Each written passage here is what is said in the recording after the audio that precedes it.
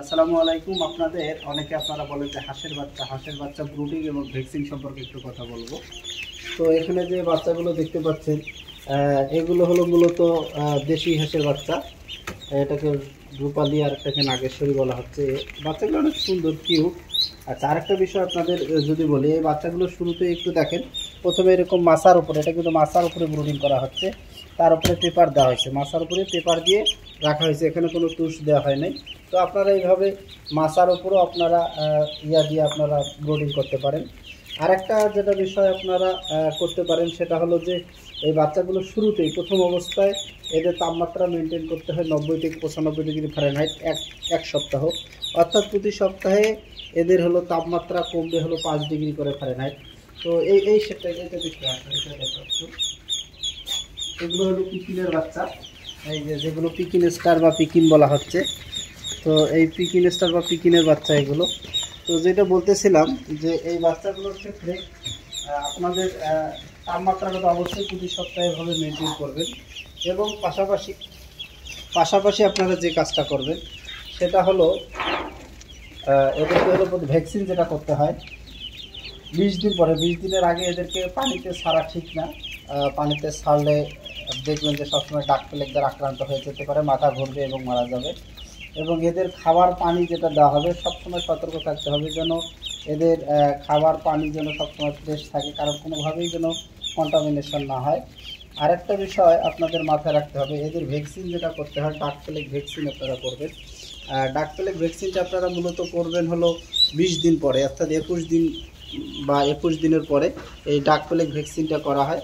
আর এই ডাক plague vaccine আপনাদের দেওয়া হয় ছোট বাচ্চা, এদেরকে হলো 0.5 মিলি করে দেওয়া হয়, যে মাংসে দেওয়া হয় রানের মাংসে, বা 0.5 মিলি সচরাচর আমরা ব্যবহার করি।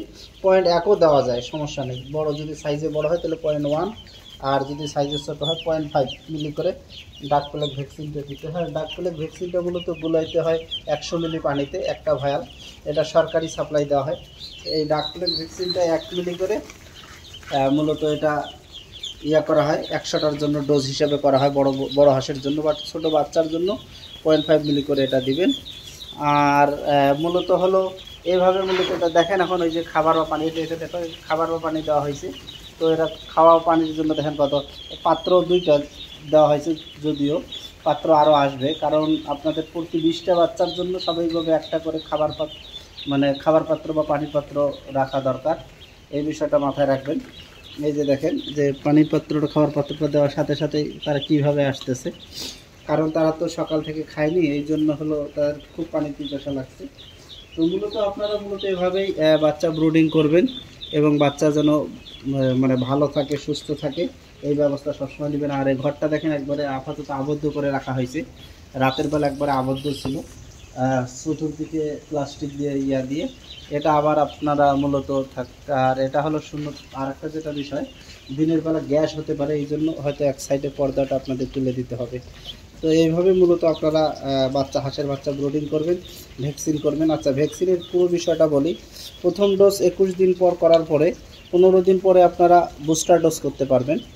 এবং ডাক কলেরা করা হয় মূলত আপনার 56তম দিনে, এবং তার 15 দিন পরে বুস্টার ডোজ। অর্থাৎ এইভাবেই মূলত আপনারা ভ্যাকসিন শিডিউলটা মেনটেন করবেন।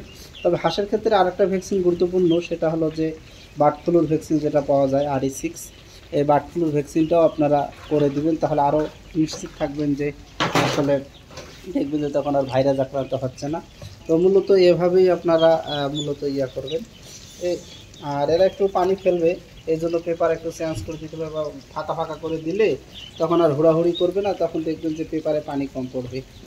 তো এইভাবে মূলত আসলে বাচ্চা ব্রুডিং করতে হয়। তো আপনারা সকলে এভাবে বাচ্চা ব্রুডিং করবেন। ধন্যবাদ।